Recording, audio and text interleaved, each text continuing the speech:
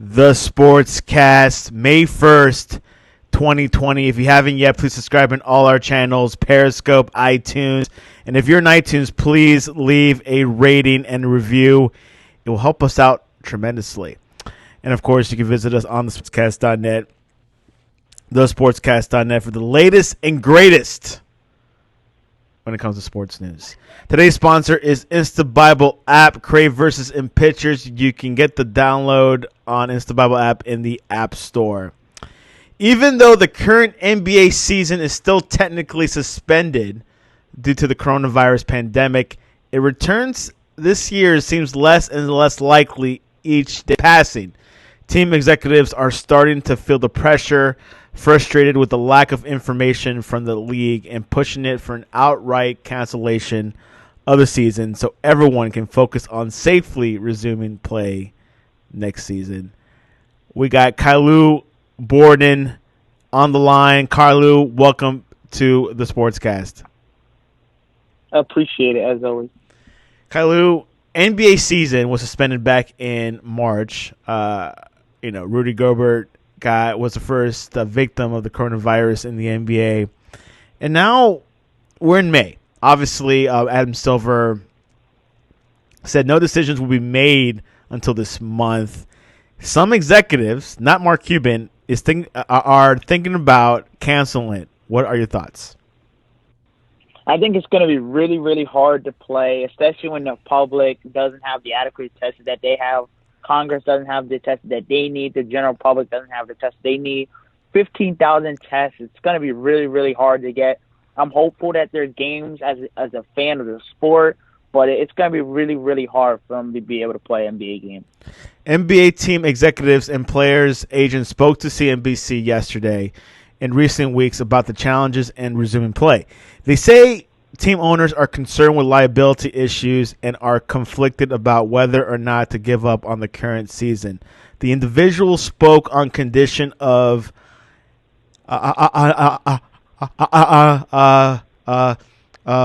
anonymity as they aren't authorized to discuss league matters publicly. Billions of dollars are on the line if the NBA can't rescue its season. NBA team splits the roughly $2 billion per year in national TV money the NBA receives from ESPN and Turner Sports. But clubs also gain revenue from local media deals with regional sports news. How much of an impact would this be economically for the NBA? I think it's going to be huge because there was an ESPN piece about how sports contributes so much to the economy. They was thinking about all the stores that are owned next to team facilities that are owned by regular fans that support the team's product. So that's going to be lost, even though the television revenue is great. A lot of it's based on, how many people come to games. And, the big market teams are going to be able to fund the bill. But some of the small market teams still have to pay their players. And some of those teams are really going to struggle. What was the pay cut that the NBA players were going to get, I think, by May 15th? Was it 15 or 25%? I think it was the players. The players agreed to it. So in the CBA, they have something called if it's war or something, or it's a special circumstance, the owners can withhold money. I think they can either restructure to their contract next year, or I think the money is lost. So depending on if the players want to play. And keep in mind, players have gotten 90% of their salary. So yeah, it's so far it's been good. I think their last big paycheck was April 15th. I think they get paid monthly, right? Yeah, they get paid the 1st and the 15th of every month, and no playoffs. The last one on April 15th was not that bad. I think they got the full paycheck, and a whole lot of these players have endorsement deals, and a lot of them have contributed to paying the arena workers. I believe almost every team has a player, or the front office has paid the arena workers, right? Yeah, I'm pretty sure. Yeah, most of them has played at least through the end of April, some through the end of May, and some through the end of the rest of the year. So that's true. Another alternative that Adam Silver has brought up was to have a smaller tournament or smaller playoffs to play. Have it played in Orlando or in Las Vegas. What do you think about that format? I think it's great, but actually all the format, especially with the lack of testing and like some of the coaches like Terry Stotts, Greg Popovich, over 60, it's going to be really hard for the NBA. I mean, a lot can change, but seeing the amount of people that can't get tested and seeing the amount of people that it was one thing when the NBA got tested originally for Rudy Gobert and Donovan Mitchell. That was about 50 tests, but to get 15,000 tests and the lack of testing by the government and the lack of testing by the regular citizens is really going to be hard. And the NBA players are going to have to be away from their family for 3 months.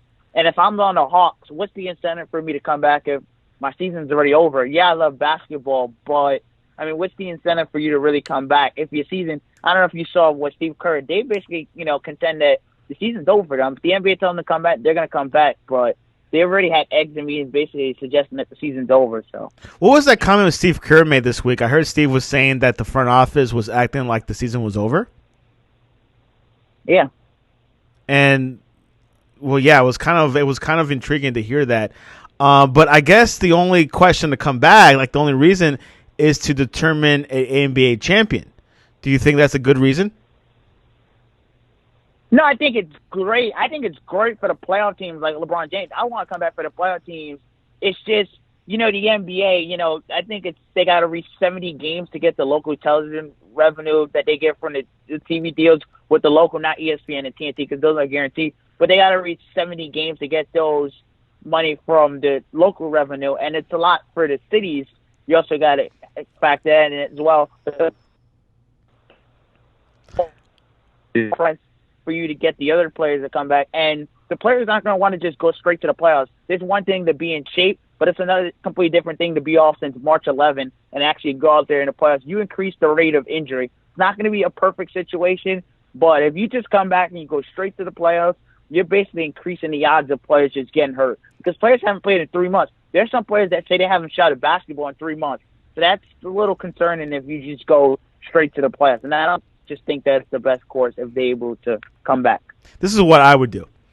I will take a month, like this month of May, every player will have a month to train, right? Now, either to have like the top 8 of each conference play in the playoffs or a tournament, whatever you want to call it, in June, be played in Orlando or in Vegas or I believe one of the options was Bahamas.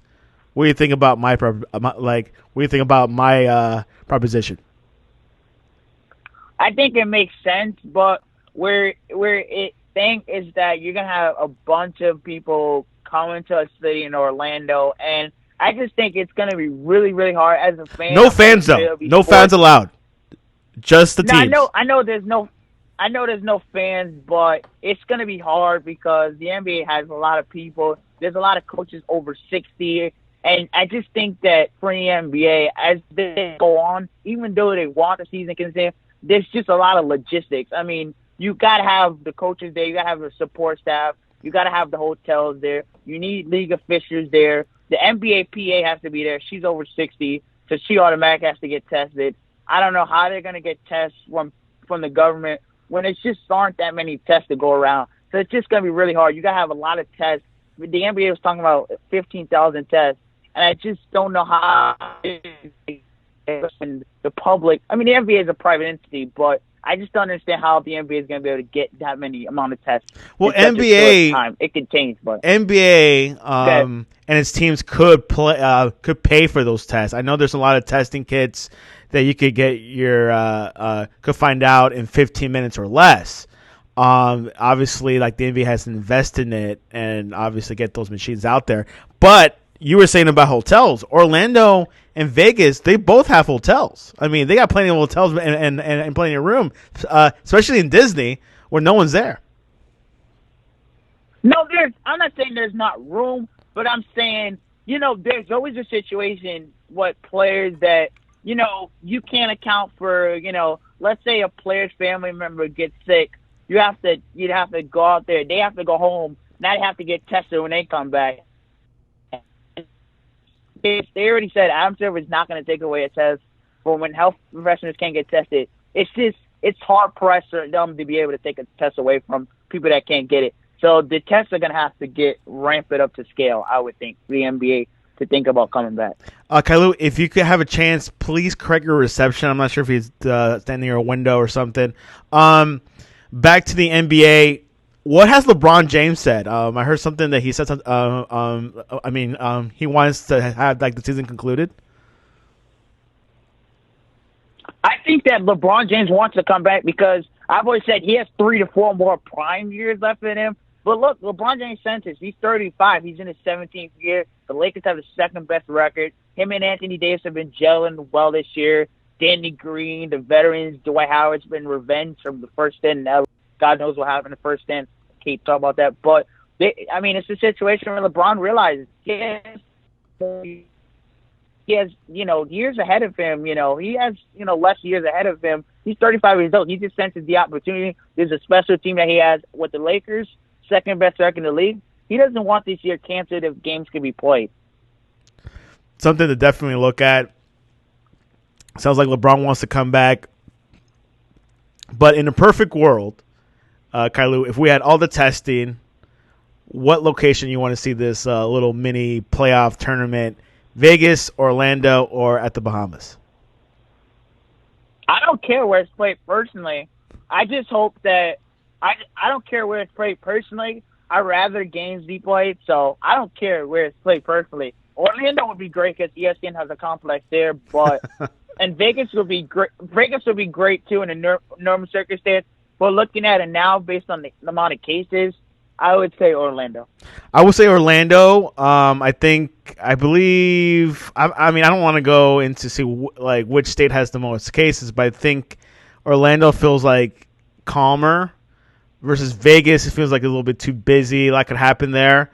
A lot of damage, but I would like to have a thing in NBA. Anyways, please follow us on the sportscast.net to figure out what's going to happen with Adam Silver. I know he'll make some announcements this week or next week, so we'll definitely keep you guys up to date what happens because this has to be concluded.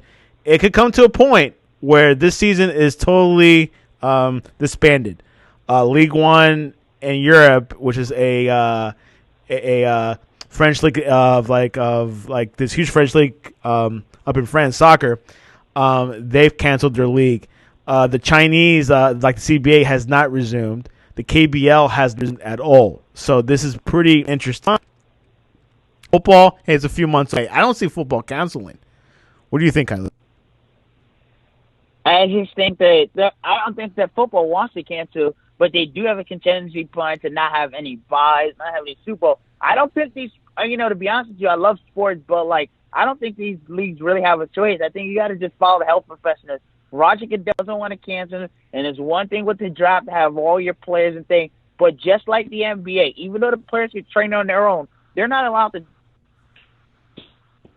practice 4-on-4 or 5-on-5. So you got to get the team back eventually. You got to have some kind of training camp for the NFL. And how are you going to get players that have all that training camp in the league? Yeah, they're being paid a lot of money, but how are you going to get them to leave their families?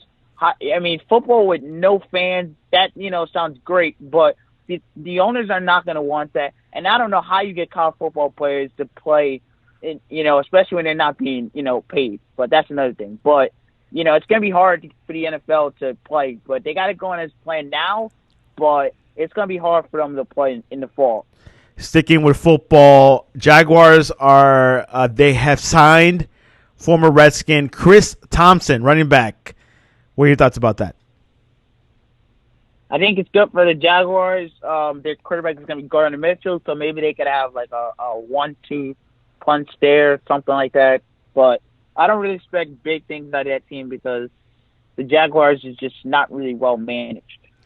What do you think about Cam Newton going to the Jaguars? Do you think that's a big possibility? I just don't see the fit for Cam. I don't really see the fit personally for Cam in Jacksonville. Gardner Mitchell is there. I don't really see if they would want to do that. If they seem to like Gardner Mitchell, they brought in Nick Foles. Then they went with Gardner Mitchell. I just don't see the fit for Cam in Jacksonville because I don't think that's a roster ready to win now. And I don't think that Cam's going to be willing to go to a roster that's not willing to win now unless he just wants the money then. How about Andy Dalton to Jacksonville? I don't really see the fit there. I mean, he got released by the Bengals after a couple playoff runs last year. They struggled, obviously, but I don't really see the fit in Jacksonville. I just think that would stunt in Gardner Mitchell's growth. I just think they need to build around Gardner Mitchell's growth. Either be all in with Gardner Mitchell or just drop the quarterback next year. There's pretty good quarterbacks next year coming out, so they have to just stick with Gardner Mitchell, and they're not going to be very good this year, so stick with Gardner Mitchell and see what they can get out of that. Gardner Minshew, I mean, I've been hearing some mixed signals from Jacksonville that Gardner's not the man. Do you think he's the man, or think he needs one more season to prove everyone that he is the man? I think if he's not the man, they're going to be in the market next year for Trevor Lawrence and Justin Fields. I don't think they're going to be very good this year because their division improved. The Colts got better. They added DeForest Buckner, which is going to help their defense. They got Phillip Rivers there. He's going to be their guy until they get another quarterback. The Texans should be solid. The Titans are coming off the AFC Championship game. They're going to bump down a bit. But that division is going to be competitive. So Jacksonville is going to be the worst team in their division. They're going to be picking in the top 3 or 4 next year. And they're going to have their chance at the quarterback if they don't like Gardner Mitchell. Cam Newton to the Patriots. How does that sound for you? I don't think the Patriots are doing it. I think that they're going to stay with the quarterback that they have. I don't think that they're going to do that. I think their quarterback is very unproven. They have now Jarrett Stidham, but I think that's all smokescreen created by the media. I honestly, personally think they're going to stay with the quarterback they have unless they go into cramp and they don't really like the quarterback. But I think they're going to stay with the quarterback. Also, don't forget about Brian Hoyer. I mean, he's there. I mean, he could start. I would be hard pressed to think that Jarrett Stidham, maybe he loses the job with Brian Hoyer, but I think that job is going to be won ultimately by Jarrett Stidham. I think that Coach Bill Belichick is going to look for Brian Hoyer to push Jarrett Stidham, but I think he should be able to win the job. Let's go in the Packers draft. NFL draft was this past weekend.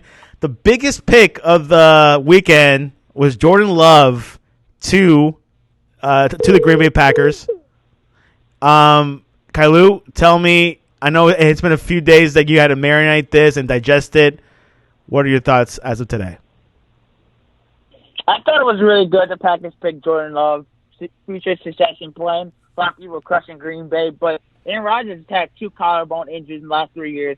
He went 13-3 last year, was really good for the team. I still think he has a couple years, ahead of him. But it's a situation where Green Bay saw the opportunity. I don't think it should be a negative for Aaron Rodgers. He's not going to replace him right away. He can sit there and learn from him. That's going to be great for Jordan Love to get there to learn from Aaron Rodgers. So I just think that it's a situation where Green Bay saw that they can get their future in 3 years. If he grows and develops early, Green Bay could always trade him. There's going to be plenty of teams that's going to need a quarterback coming up. 5 or 6 teams always need a first-round quarterback. We could always trade him for something we need, get a Super Bowl out of that. And if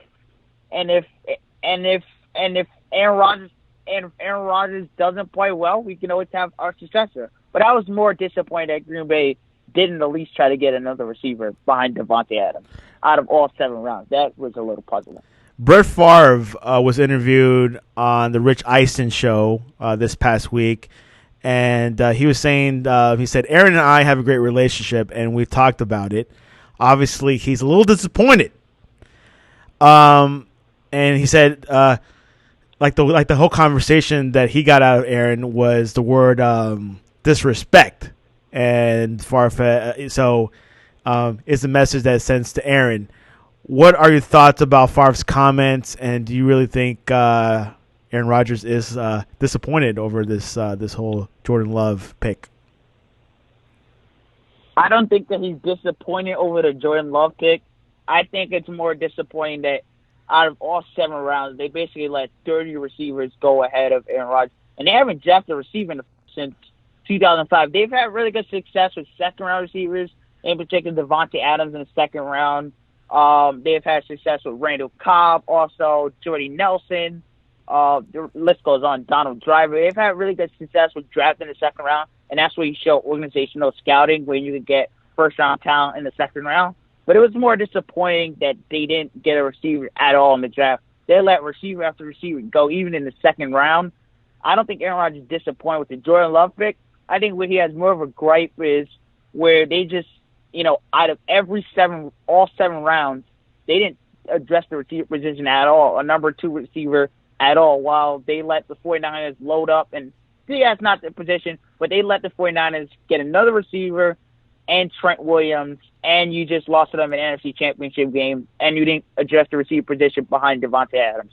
So I don't think he's upset about the Jordan Love pick.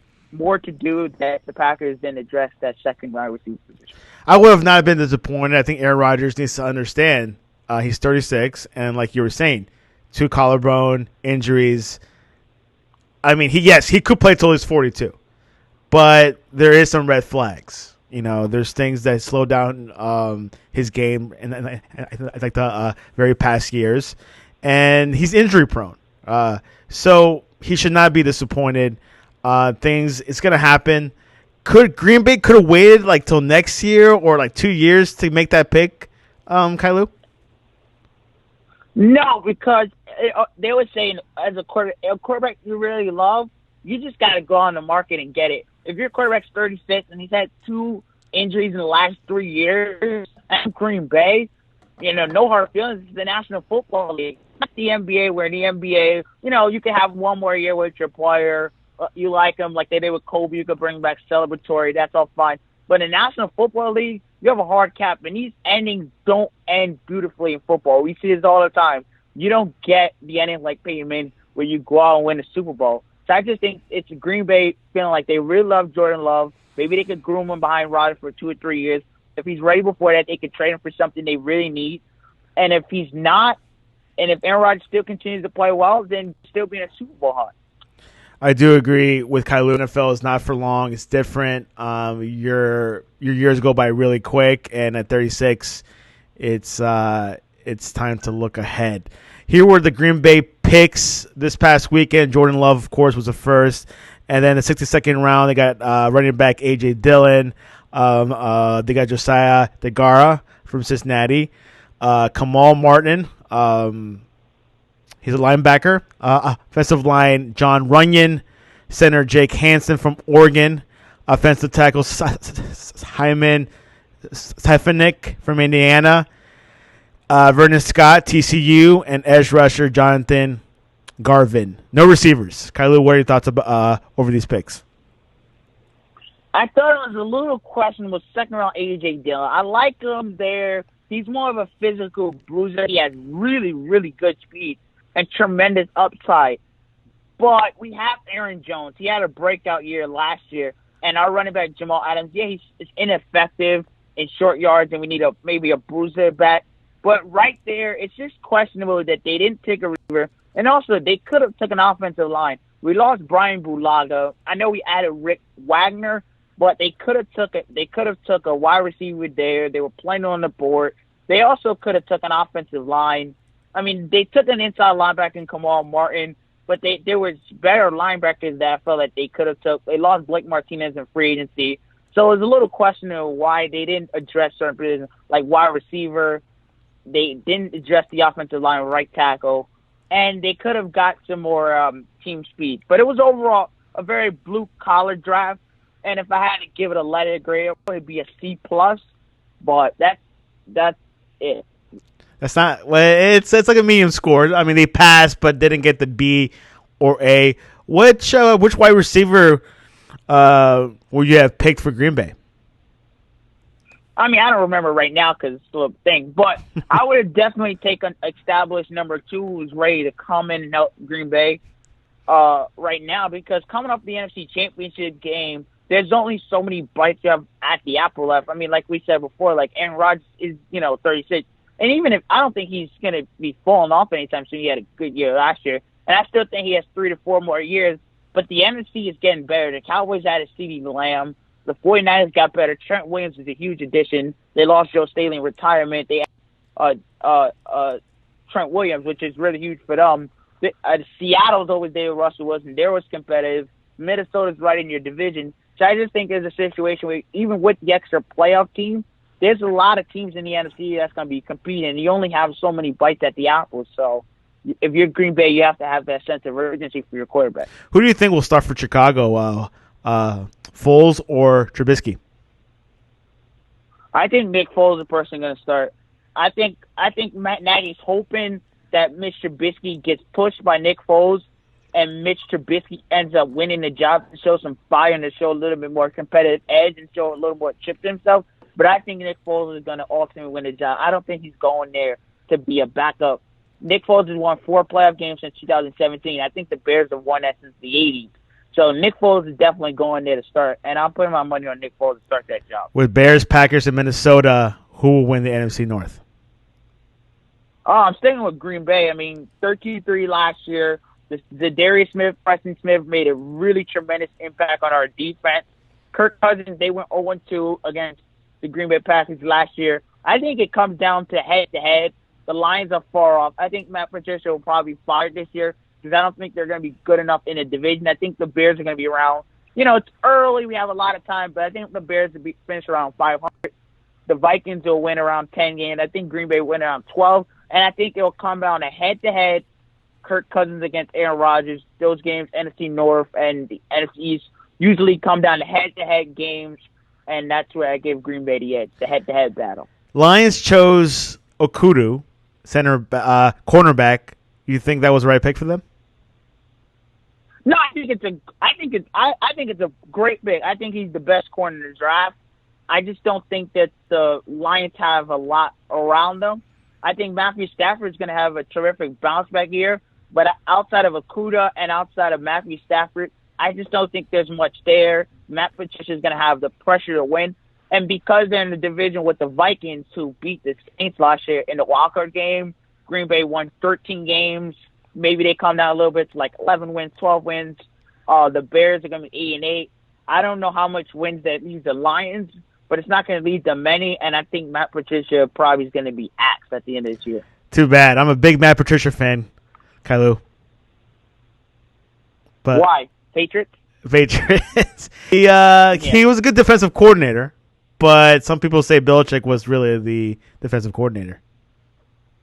Most of the coaches from New England don't work out. If you're looking at staffs, you got to go to Andy Reid. Matt Nagy, those coaches that Andy Reid, most of Belichick's staff don't end up working out because instead of trying to take, they emulate Belichick so much, which is really good, but they don't try to be their own personality. So most of Belichick's staff, sadly, don't end up working out. Good point. We'll see how the Giants coach does. Yeah. He's from New England. Okay. Yeah, special teams. Lastly, The Last Dance. I know you were not around. You were born after when Michael Jordan was with the Bulls. What are your thoughts so far after 4 episodes? I thought the first 2 episodes, they were a little hard on Jerry Krause. The man was really smart. The short jokes, I have no problem with it. It's all jokes. We all sometimes make those jokes every now and then. I think was first harsh on him in the beginning of the episode. It's all fun and games, but they were a little harsh on him in the first 2 episodes.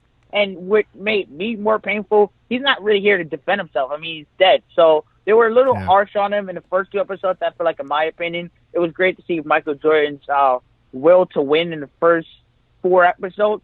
And, episode 3, it was really eye-opening. Dennis Rodman was allowed to go to Vegas in the middle of the season, where it just shows you how much has changed from back then to today.